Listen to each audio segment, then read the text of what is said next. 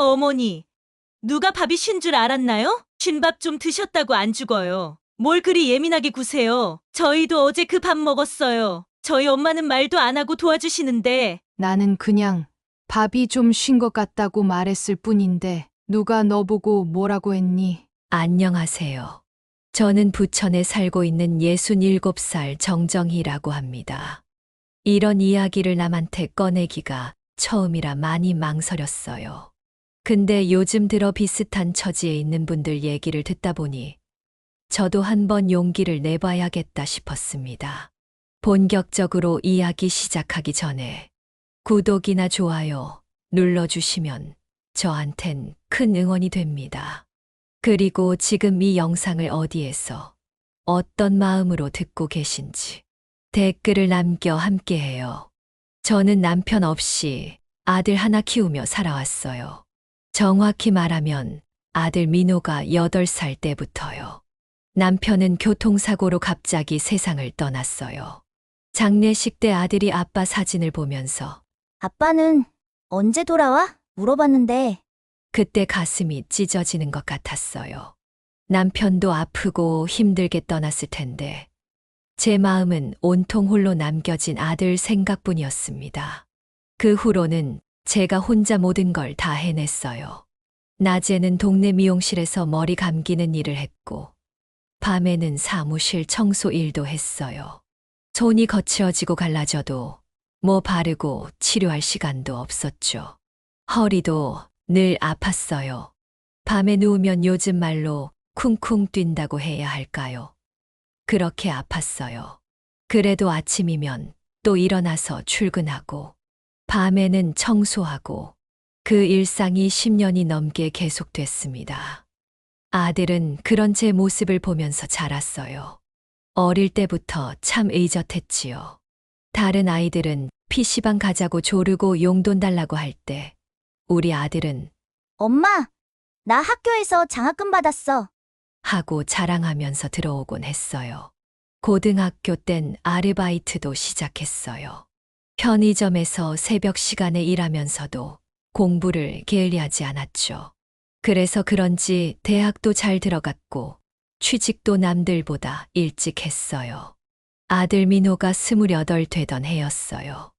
어느 날 퇴근하고 집에 오더니 엄마, 지혜라는 사람이 있는데 하면서 말을 꺼내더군요.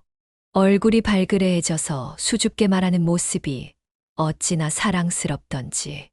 아들이 누군가를 좋아한다니 저도 덩달아 설레더라고요. 그렇게 몇 달 지나고 아들이 결혼한다고 했을 때는 기쁘기도 했지만 솔직히 말하면 걱정이 더 컸어요. 요즘 젊은 부부들 집 마련하기가 얼마나 힘든지 너무 잘 알았거든요. 뉴스에서도 맨날 나오잖아요. 집값이 천정부지로 올라가고 전세금도 감당하기 힘들다고. 아들은 취직은 했어도 아직 부장도 아니고 평사원이었으니까요. 그래서 고민 끝에 제가 먼저 말했어요. 민호야, 엄마 집에서 시작해. 나는 작은 전세방으로 나가면 돼. 아들이 그 말을 듣고는 눈이 커지더니 눈물이 그렁그렁했어요. 엄마, 진짜요? 그래도 될까요? 엄마는 어디서 사실 건데요? 그럼 저희랑 같이 살아요. 그 말을 들으니 가슴이 뭉클했어요. 아들이 걱정해주는 그 마음만으로도 충분했습니다. 남편이 떠난 후 단 하루도 쉬지 않고 일해서 번 집이었지만 우리 아들이 그 집에서 새 출발을 한다면 그걸로 저는 만족할 수 있었습니다. 괜찮아. 엄마는 작은 집에서도 잘 살 수 있어. 너희 젊은 사람들이 새 출발하는 게 더 중요하지. 그렇게 저는 20년 넘게 살던 집을 아들 부부에게 내어주고 동네 작은 전세방으로 짐을 옮겼습니다. 크게 불편하진 않았어요. 오히려 청소할 공간도 줄어서 편하다고 스스로 위안했지요. 무엇보다 우리 아들이 결혼해서 좋은 집에서 사는 모습을 보는 게 저한텐 가장 큰 기쁨이었으니까요. 집을 내어준 후 첫 몇 달은 정말 좋았습니다. 아들과 며느리는 제게 자주 안부 전화도 하고 가끔은 저를 데리러 오기도 했지요. 주말이면 함께 식사도 하고 도란도란 이야기도 나누었어요. 며느리 지혜도 처음에는 참 상냥했어요. 어머니, 이거 어머니 좋아하시는 거예요. 라며 과일도 사왔지요. 그럴 때면 우리 아들이 좋은 짝을 만났구나 하고 생각했어요. 그러던 어느 날이었어요. 며느리에게서 전화가 왔습니다. 목소리가 평소와 달리 조금 떨리는 것 같았어요. 어머니, 혹시 도훈이 좀 봐주실 수 있을까요? 산후조리원에서 나왔는데 몸이 너무 안 좋아서요. 하루 이틀만 도와주시면 정말 감사하겠습니다. 그 말을 듣고서 어찌 안 도와줄 수가 있겠어요. 아들도 옆에서 조심스럽게 말하더군요. 엄마, 지혜가 진짜 많이 힘들어해요. 잠깐만 도와주세요. 그렇게 해서 아무 망설임 없이 손자를 돌보게 됐습니다. 그렇게 하루가 이틀이 되고 이틀이 사흘이 되고 어느새 일주일이 지나 있었지요. 처음 며칠은 오히려 기쁜 마음으로 도왔어요. 작고 여린 손을 가진 도훈이를 안고 있으면 힘들다는 생각보다는 그저 고맙고 사랑스러웠습니다. 며느리가 침대에 누운 채 어머니, 정말 죄송해요. 몸이 좀 나아지면 제가 다 할게요. 라고 할 때마다 그래, 지금이 제일 힘들겠지. 하는 마음으로 도왔습니다. 처음에는 정말 아기만 봐주는 정도였습니다. 한 달쯤 지났을까요? 이제는 아기 돌보는 일뿐만 아니라 자연스럽게 빨래도 설거지도 청소도 제가 하게 되었습니다. 사실 집안일은 제가 평생 해온 일이라 힘들진 않았어요. 다만 가끔 허리가 아프거나 무릎이 쑤실 때면 내가 여기서 왜 이러고 있지? 하는 생각이 들기도 했습니다만 곧 손자 도훈이의 웃는 얼굴을 보면 그런 생각은 싹 사라졌어요. 손자의 두 돌이 되던 날이었습니다. 아들이 퇴근하고 들어오더니 제게 말했어요. 엄마가 있어서 우리가 얼마나 든든한지 몰라요. 회사에서도 마음 놓고 일할 수 있고 정말 고마워요. 그 말을 들으니 제 모든 피로가 눈 녹듯 사라지더군요. 아들에게 내가 해줄 수 있다는 게 그게 얼마나 기뻤는지 몰라요. 그런 생각을 하면 가슴이 따뜻해졌습니다. 하지만 시간이 흐를수록 뭔가 자꾸 마음 한켠이 걸리기 시작했어요. 며느리는 전업주부였음에도 늘 피곤하다고 했고 애가 너무 까다로워요. 집안일이 너무 많아요. 라며 힘들다는 말을 자주 했어요. 그런데 가만히 보면 며느리는 소파에 앉아 핸드폰만 보고 있거나 친구들과 카페에 가는 일이 더 많았거든요. 집안일과 아이 돌보는 일은 사실 제가 다 하다시피 했는데도 말이죠. 이제는 제가 언제든 부를 수 있는 도움이 같았습니다. 더 이상 도와주실 수 있어요? 라는 부탁도 아니었어요. 어머니, 오늘 친구들 만나고 올게요. 라고 통보하듯 말하고 나가는 일이 많아졌지요. 아들도 야근이 잦아져서 집에 오면 이미 손자는 잠들어 있을 때가 많았어요. 어느 날은 제가 아들에게 살짝 물어봤어요. 민호야, 지혜가 요즘 많이 나가는 것 같은데 무슨 일 있니? 그러자 아들이 대수롭지 않게 대답했습니다. 아니에요, 엄마. 육아 스트레스가 좀 있나 봐요. 친구들 만나면 기분 전환도 되고 좋잖아요. 그 말을 들으니 더 이상 뭐라 할 말이 없더군요. 육아가 얼마나 힘든지 저도 잘 알고 있었으니까요. 그래서 그냥 그래, 그렇지 하고 말았습니다. 손자가 3살이 되었을 때 며느리는 이제 아예 당연하다는 듯이 저를 불렀습니다. 어머니, 내일 도훈이 어린이집 등록하러 가야 하는데 아침에 오시겠어요? 제가 동사무소에 처리할 게 있어서요. 그 얘기를 들으니 속이 좀 상했습니다. 애 어린이집 등록까지 내가 해야 하나 싶었지만 또 말은 못 하겠더라고요. 그냥 늘 제가 해왔으니까요. 시간이 더 흘러 손주가 4살, 5살이 되면서 상황은 더 심해졌습니다. 제게 부탁하던 말투도 바뀌기 시작했어요. 어머니, 오늘 도훈이 간식은 냉장고에 있고요. 낮잠은 안 재우셔도 돼요. 청소기는 소음 때문에 도훈이 놀 때만 돌리세요. 부탁이 아니라 명령 같았어요. 가끔 그런 말투에 서운함이 느껴졌지만 저는 그래도 참았습니다. 손자 도훈이가 너무 사랑스러웠으니까요. 그 아이의 해맑은 웃음을 보면 다른 모든 불편함은 견딜만 했습니다. 하지만 며느리의 태도는 점점 더 심해졌습니다.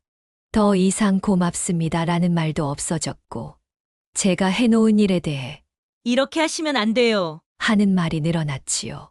제 마음속에 쌓이는 서운함도 조금씩 커져만 갔습니다. 처음에는 엄마, 정말 고마워요. 라고 자주 말하던 아들이 어느 순간부터는 엄마가 있어서 우리가 얼마나 편한지 몰라요. 라고 말하게 되었지요. 고맙다가 아니라 편하다. 그 말의 차이가 괜히 마음에 걸렸습니다. 괜찮은 줄 알았는데 생각보다 오래 남더군요. 그래도 저는 애써 마음을 다잡았습니다. 괜찮아. 다들 바쁜가 보다. 손자가 잘 크면 된 거지. 그렇게 스스로를 달래며 지냈어요. 그런데 시간이 지나면서 이게 정말 맞는 걸까? 나는 이제 그냥 공짜 도움인 걸까? 그런 생각이 자꾸 머릿속을 스쳤습니다. 그러던 어느 날, 제 67번째 생일이 찾아왔습니다. 아침부터 기분이 조금 들뜨기도 했어요. 아무도 제 생일을 기억하지 않겠지만, 그래도 아들이 전화라도 한 통 해주지 않을까 하는 기대를 했나 봅니다. 예전에는 아들이 제 생일이면 케이크를 사왔거든요. 작은 케이크에 촛불 하나만 꽂아도 그게 얼마나 행복했는지 모릅니다. 그런데 아침부터 울린 전화는 다른 내용이었어요. 며느리였습니다. 어머니, 오늘 도훈이 좀 봐주세요. 저희 엄마가 몸이 좀 안 좋아서 병원에 같이 가봐야 할 것 같아요. 순간 마음이 좀 불편해졌지만 거절은 못하겠더라고요. 그래. 다녀와. 도훈이는 내가 볼게. 점심은 식탁에 차려놨으니까 드세요. 그 말을 듣고 아들네 집으로 향했어요. 열쇠로 현관문을 열고 들어가니 집안은 조용했습니다. 손자는 유치원에 갔고 집안일이 그대로 남아있더군요. 설거지도 안 된 그릇들이 싱크대에 쌓여 있고 빨래는 바구니에 넘쳐났어요. 아, 오늘도 바쁜 하루가 되겠구나. 생각하며 앞치마부터 챙겨 입었어요. 허리는 아프고 무릎도 쑤셨지만 그래도 오늘은 제 생일이니까 아들이 전화라도 해주길 바랬는데 잠시 멈칫했습니다. 생일이라는 생각에 가슴이 아려왔어요. 한숨이 절로 나왔어요. 여러분도 생일날 이렇게 서러운 경험 있으신가요? 댓글로 이야기 나눠봐요. 그래도 일은 해야 했기에 서러운 마음을 억누르고 일을 시작했습니다. 청소기를 돌리고 빨래를 돌리고 설거지를 하고 그렇게 아침부터 쉴 틈 없이 움직였어요. 시계를 보니 벌써 11시가 넘었더군요. 배도 고프고 해서 며느리가 말한 점심을 찾아봤습니다. 식탁 위에는 밥 한 공기와 반찬 몇 가지가 놓여 있었어요. 뚜껑 없이 그냥 공기에 퍼놓은 밥이었죠. 옆에는 김치와 몇 가지 반찬이 작은 그릇에 담겨 있었고요. 그래도 밥이라도 차려놨으니 됐지 하는 마음으로 앉았습니다. 밥을 한 숟가락 떠서 입에 넣는 순간 이상한 맛이 느껴졌어요. 쉰맛이 확 올라오면서 코를 찌르는 듯한 냄새. 밥이 쉬었던 겁니다. 얼마나 오래된 밥인지 싸한 냄새가 코를 찔렀어요. 저는 얼른 숟가락을 내려놓고 입 안에 남은 쉰맛을 뱉어내듯 헹궈냈습니다. 물로 몇 번을 헹궈도 그 텁텁한 맛이 쉽게 가시질 않더라고요. 속이 울렁거리고 얼굴이 화끈거렸습니다. 내 생일날 쉰밥이라니 솔직히 좀 서럽고 속상했어요. 그렇다고 아들한테 전화를 걸어 밥이 쉬었다고 말할 수도 없더라고요. 그냥 조용히 밥그릇을 치우고 냉장고 문을 열었습니다. 뭐라도 입에 넣으려고 요플레 하나 꺼내 먹고 물 한 컵 마셨지요. 그렇게 대충 허기를 달래고는 다시 일을 시작했어요. 오후엔 손주를 데리러 유치원에 갔습니다. 손주가 해맑게 웃으며 할머니, 하고 달려오는 그 모습에 아까의 서운함은 가시고 지친 몸이었지만 또 웃게 되더군요. 손주에게 간식을 주고 옷을 갈아입히고 같이 놀아주며 시간을 보냈습니다. 할머니, 오늘 유치원에서 그림 그렸어요. 봐요. 우와, 정말 예쁘게 그렸네. 우리 도훈이가 그림을 참 잘 그리는구나. 그렇게 손주와 놀다 보니 어느새 저녁 시간이 되었어요. 손주를 씻기고 저녁도 챙겨주고 TV도 같이 보면서 시간을 보내고 있었죠. 그때 현관문이 열리는 소리가 들렸습니다. 며느리가 들어왔어요. 얼굴은 화장이 예쁘게 되어 있었고 손에는 쇼핑백이 들려 있었습니다. 병원에 다녀온 것 같지는 않았어요. 어머니, 도훈이 많이 안 힘들었죠? 저는 엄마랑 병원 다녀오고 저녁도 먹고 왔어요. 그 말을 듣고 나니 아까 먹으려던 쉰밥이 갑자기 생각났어요. 잠시 망설이다가 용기를 내어 말했습니다. 지혜야, 미안한데 아까 밥이 좀 쉰 것 같아서 먹지 못했어. 그 말을 하는 순간 며느리의 표정이 확 바뀌었어요. 눈썹이 찌푸려지고 입술이 일자로 다물어졌습니다. 그리고는 제게 이렇게 말했지요. 어머니, 누가 밥이 쉰 줄 알았나요? 신밥 좀 드셨다고 안 죽어요. 뭘 그리 예민하게 구세요. 저희도 어제 그 밥 먹었어요. 저희 엄마는 말도 안 하고 도와주시는데. 그 말을 들었을 때 숨이 막히는 것 같았어요. 목구멍이 꽉 막히고 가슴이 답답했습니다. 내가 누구지? 이 집에서 내가 뭐지? 그냥 공짜로 부려먹는 도우미인가? 그런 생각이 한꺼번에 밀려왔어요. 저는 떨리는 목소리로 겨우 말했습니다. 나는 그냥 밥이 좀 쉰 것 같다고 말했을 뿐인데 누가 너 보고 뭐라고 했니? 며느리는 대꾸도 없이 도훈아, 엄마랑 과자 먹을래? 하며 손자를 데리고 방으로 들어가 버리더군요. 그날 저녁 집으로 돌아오는 버스 안에서 아들에게 전화를 걸었습니다. 아들이니까 내 편이 되어주겠지. 그런 마음이었어요.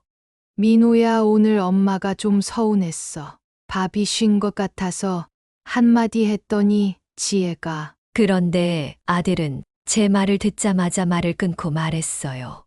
엄마, 지혜도 요즘 많이 힘들어요. 그냥 넘어가요. 엄마는 다 이해하잖아요. 전화를 끊고 창밖을 바라보니 눈물이 왈칵 쏟아질 것 같았어요. 오늘이 제 생일이란 걸 아무도 기억하지 못했고, 쉰밥을 주고도 미안하다는 말 한마디 없었고, 아들마저 내 편이 되어주지 않았어요. 집에 돌아와서 거울을 보니 머리는 하얗게 센 노인네가 저를 바라보고 있었습니다. 그 얼굴의 주름이 더 깊게 패인 것 같았어요. 식탁 위 달력을 보니 붉은 동그라미, 제 생일 표시가 선명했습니다. 혼자 작게 생일 축하해 정정히 하고 중얼거렸지만 그 말이 왜 이리 쓸쓸하게 들리던지 다음 날 아들에게서 전화가 왔습니다. 뒤늦은 생일 축하 전화인가 싶었는데 그게 아니었어요. 엄마, 오늘도 도훈이 좀 봐주세요. 지혜가 친구들 만나기로 했대요. 그 말을 듣는 순간 속이 좀 답답해졌지만 또 거절은 못했습니다.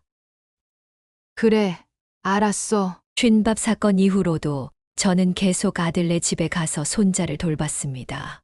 하지만 그날 이후로 제 마음속에 뭔가 조용히 멀어지는 느낌이 들기 시작했습니다. 내가 이 집에서 과연 어떤 존재인지 처음으로 진지하게 생각하기 시작했지요. 그날도 평소와 다름없이 아침 일찍 아들네 집으로 향했습니다.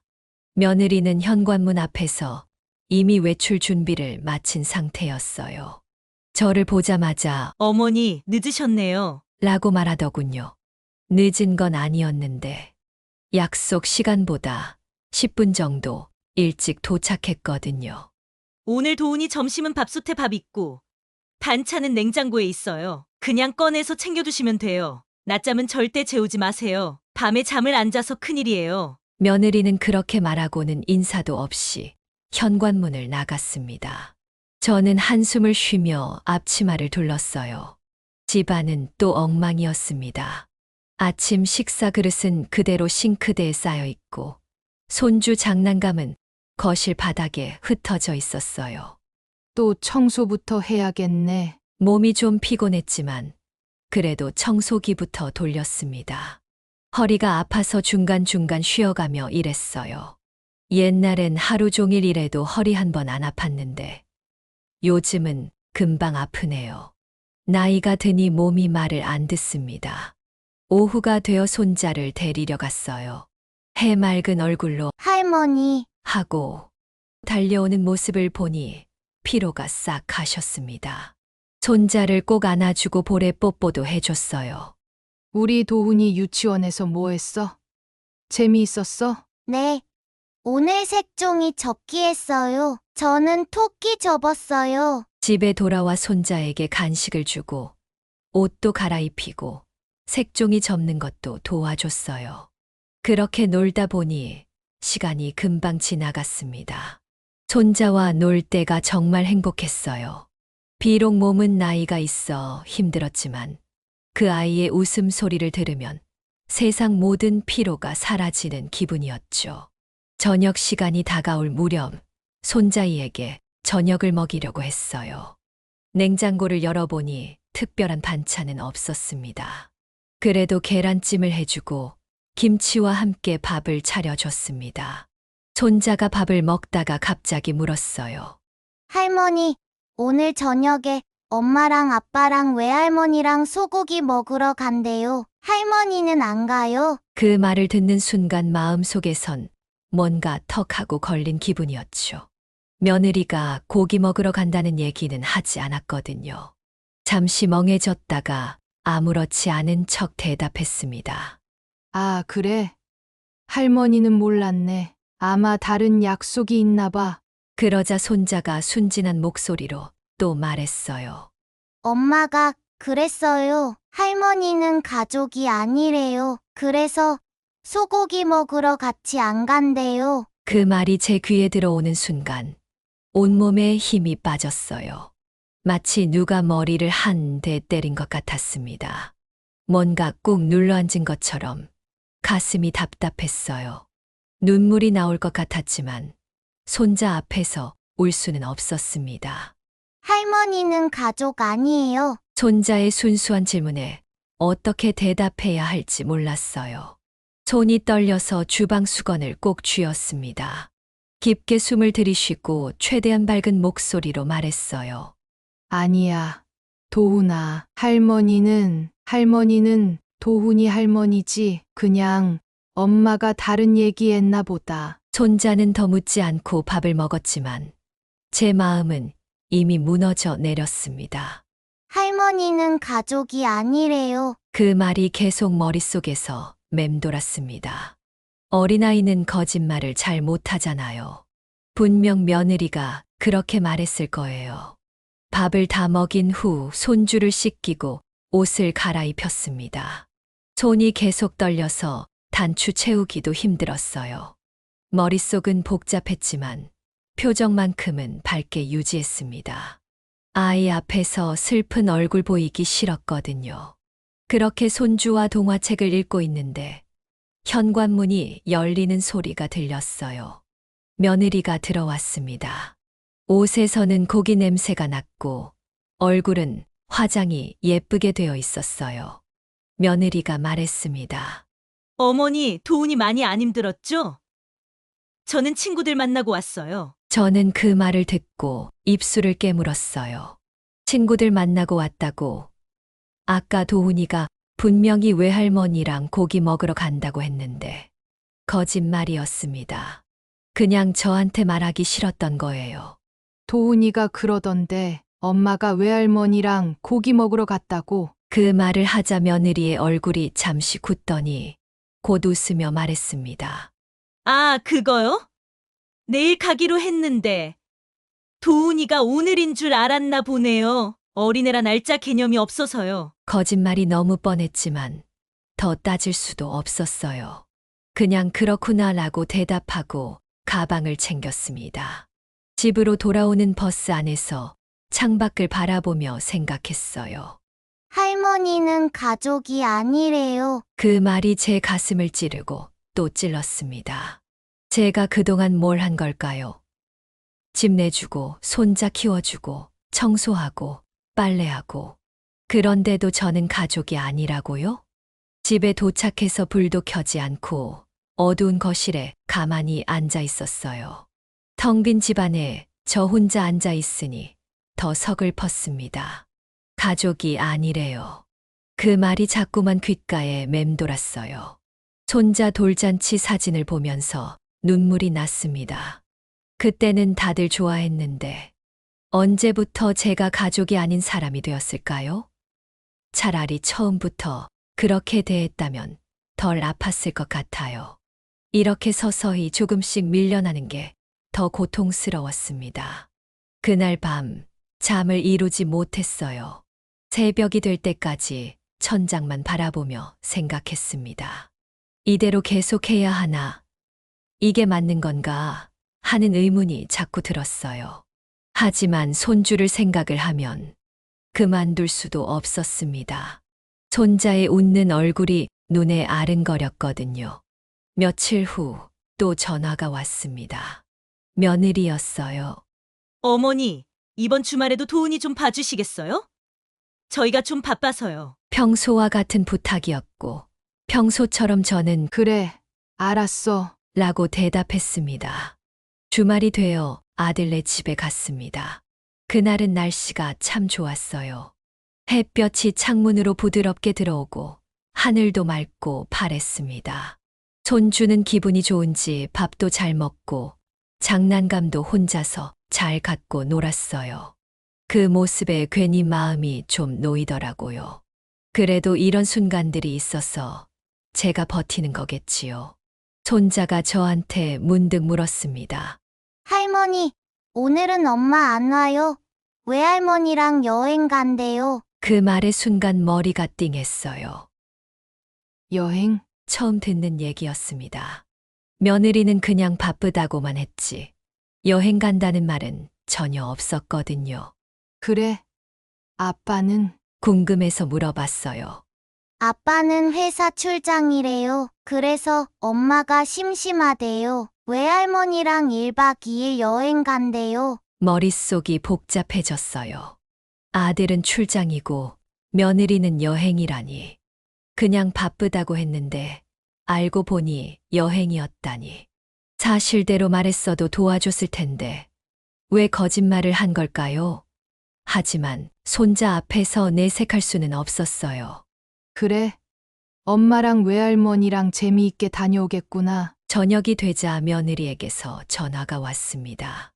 어머니, 갑자기 일이 생겨서요. 오늘은 집에 못 들어갈 것 같아요. 도훈이 하루만 더 부탁드려요. 저는 조용히 응, 알겠다 라고만 말했습니다. 그리고 전화를 끊은 지 얼마 안 되어 핸드폰이 띵 하고 울렸습니다. 며느리였습니다. 진짜 짜증나. 별 볼 일 없는 집안이랑 결혼해줬더니 집 해준 거랑 애 봐주는 걸로 생색은 생색대로 다 내고 있어. 시어머니 잘못 만나서 지긋지긋해. 그 문자를 보는 순간 멍해졌습니다. 뭐라 표현하기 어려운 기분이었어요. 그냥 핸드폰만 가만히 바라봤습니다. 실수로 나한테 보낸 거겠지요. 친구에게 보냈어야 할 걸 전화를 끊고 저한테 잘못 보낸 거겠지요. 손이 떨려서 핸드폰을 바닥에 떨어뜨릴 뻔했어요. 별 볼 일 없는 집안, 생색은 생색대로. 시어머니 잘못 만나서 지긋지긋해.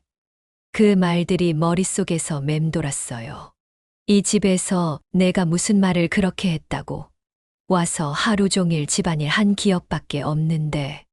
그런데 며느리 눈에는 제가 생색내는 사람이었다니요. 눈물이 나오려다가 말았어요. 화가 나서였는지, 너무 허탈해서였는지 울 힘도 없더군요. 손자 이불을 다시 한번 살피고 조용히 식탁에 앉았습니다. 그 문자를 몇 번이고 다시 읽었어요. 그러자 제 안에서 뭔가가 확 바뀌는 느낌이 들었어요. 그래. 이건 아니지. 내가 저런 말 들으려고 이렇게 살아온 건 아니잖아. 핸드폰을 내려놓고 창밖을 바라봤어요. 밤하늘에 별이 반짝이고 있었습니다. 문득 제 인생을 돌아보니 언제나 다른 사람을 위해 살아왔더군요. 남편을 위해, 아들을 위해, 이젠 며느리와 손자를 위해. 그런데 정작 나를 위해 해준 건 아무것도 없었어요.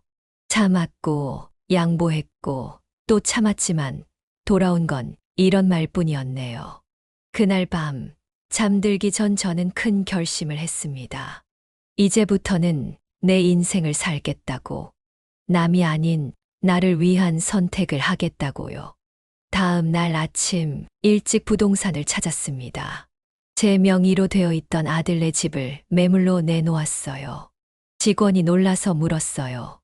어머니, 지금 살고 계신 분들은요? 내 아들 가족이에요. 하지만 이제는 남이 되었네요. 일주일 만에 좋은 조건으로 계약이 성사되었어요. 그날 저녁 아들에게서 전화가 왔습니다. 엄마! 이게 무슨 소리예요? 집을 판다고요? 저는 담담하게 대답했어요. 그래. 그 집 내 명이잖아. 팔고 싶으면 팔 수 있지. 아들의 목소리가 떨렸어요. 엄마! 어떻게 이럴 수 있어요? 우리 보고 갑자기 어디로 가라는 거예요? 그 말을 듣자 참았던 감정이 확 올라왔어요. 갑자기 돈이 태어났을 때부터 적어도 7년 동안 내가 너희 집에서 공짜 가정부로 일했어. 그런데 나는 가족이 아니라며? 지혜가 보낸 문자 봤어. 내가 별 볼 일 없는 집안이고 생색내는 시어민이라고? 아들이 말을 더듬었어요. 그게 지혜가 실수로 보낸 거예요. 친구한테 보낼 문자였는데 엄마한테 잘못 보낸 거예요. 진심은 아니에요. 그냥 하소연처럼 한 말이에요. 실수. 그래, 실수로 보냈겠지. 그런데 그런 말이 입에서 나온다는 건 그게 걔 속마음이란 얘기야. 난 그동안 참았고 받아줬고 다 넘겼어. 그런데 이제 됐어. 계약금 받았고 한 달 안으로 너희는 나가야 해. 전화를 끊고 창밖을 바라봤습니다. 가슴 한켠이 시원한 듯 하면서도 또 한편으론 묘하게 허전했어요. 오랜만에 제 의견을 확실히 말했지만 그래도 자식이 살던 집인데 마음 한구석이 불편하더군요. 그 집은 제 이름으로 된 집이었고 아들네가 결혼할 때 제가 내어줬던 공간이기도 했습니다. 손주가 걸음마를 처음 시작한 것도 밥을 먹다 제 무릎에 안겼던 것도 그 집 안이었죠. 그런 기억들이 자꾸 떠올랐습니다. 그래도 후회는 하지 않았습니다. 그 집을 내어준 뒤로 지금까지 저는 가족을 위해 너무 많은 걸 참고 넘기며 살아왔으니까요. 이번만큼은 저를 위해 한 번쯤은 제 선택을 하기로 한 거니까요. 이틀 뒤 아침 문을 두드리는 소리가 요란하게 들렸어요. 쿵쿵쿵. 깜짝 놀라서 현관문을 들여다보니 아들과 며느리가 서 있었습니다. 아들 얼굴이 불그락 푸르락했고 며느리는 눈이 부어 있었습니다. 문을 열어주고 싶지 않았지만 그래도 제 아들이니까 인터폰을 눌렀어요. 무슨 일이니? 엄마! 문 좀 열어봐요. 이건 아니잖아요. 진짜 집 팔겠다는 게 농담이죠? 지금 우리 어디 가라는 거예요? 저는 문을 열지 않고 인터폰으로만 대답했어요. 농담 아니야. 이미 계약금도 받았고 한 달 안으로 이사 나가야 해. 며느리가 울먹이는 목소리로 말했어요. 어머니, 아무리 그래도 이렇게 갑자기 집을 파시면 어떡해요? 저희가 지금 어디로 가냐고요? 그 말을 듣자 속에서 화가 올라왔어요. 갑자기라니. 내가 7년 넘게 너희 집안일 도와주고 청소하고 빨래하고 밥 해주고 그런데 나한테는 가족이 아니라는 말이 나오더라. 게다가 네가 보낸 문자도 봤어. 내가 별 볼 일 없는 집안이고 생색내는 시어머니라고. 생일날 쉰밥 주는 것도 참았는데 이제 와서 갑자기라니. 아들이 문에 기대어 말했어요. 엄마! 그건 지혜가 실수로 보낸 거라고 했잖아요. 진심이 아니에요. 제발 문 좀 열어봐요. 저는 깊게 숨을 들이쉬고 대답했어요. 민호야, 그게 진짜 속마음이야. 엄마도 이제 알았어. 내가 너무 늦게 깨달았어. 며느리가 다시 울먹이며 말했어요. 어머니, 정말 죄송해요. 제가 잘못했어요. 그런데 이렇게 집을 파시면 저희는 정말 갈 데가 없어요. 전세금도 없고. 걱정 마. 내가 전세방으로 나갔던 것처럼 너희도 할 수 있을 거야. 젊으니까 더 잘할 수 있지. 아들이 다시 소리쳤어요. 엄마, 우리한테는 돈이도 있고 집값도 너무 올랐잖아요. 이러시면 안 돼요. 그 말을 들으니 손자 생각이 났어요. 잠시 마음이 흔들렸지만 곧 며느리의 문자와 손자가 했던 말이 떠올랐어요. 할머니는 가족이 아니래요. 민호야, 엄마도 그동안 많이 참았어. 치아가 아픈데도 참고 허리가 아픈데도 참았다. 손자 위에서 밤에도 안 자고 돌봐주고 청소하고 빨래하고. 그런데 너희한텐 내가 뭐였니? 그냥 공짜 도우미. 길 가는 거지한테도 그렇게 하지 않을 거다. 밖에서 잠시 침묵이 흘렀어요. 그리고 아들이 작은 목소리로 말했어요. 엄마, 저희가 많이 부족했어요. 미안해요. 그래도 기회를 한 번만 더 주세요. 제발요. 그 말에 마음이 또 흔들렸지만 곧 정신을 차렸어요. 아들아, 미안하다. 이제 엄마도 내 인생을 살아야겠어. 평생 너희 뒷바라지 하느라 나 자신은 돌보지 못했는데 이제는 나를 위한 시간을 가져야겠다. 내가 이렇게 결심한 건 쉬운 일이 아니었어. 며느리가 갑자기 소리쳤어요. 어머니, 정말 너무하세요. 문자 하나 때문에 집까지 파시다니요. 이렇게 갑자기 내쫓으시면 어떻게 살라고요? 정말 왜 이렇게까지 하세요?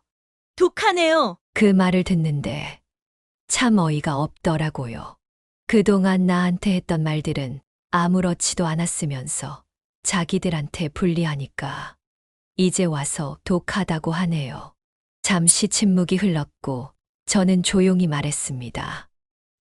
그래, 독하다고 생각해도 좋아. 하지만 이건 내 결정이야. 그 집, 한 달 뒤에 새로 이사 들어올 사람이 정해졌어. 그러니까 한 달 안에 나가. 이제 우리 각자의 삶을 살자. 그렇게 말하고 인터폰을 끊었어요. 밖에서는 계속 문을 두드리는 소리와 불러대는 소리가 들렸지만 더 이상 대답하지 않았어요. 소파에 앉아 조용히 생각에 잠겼어요.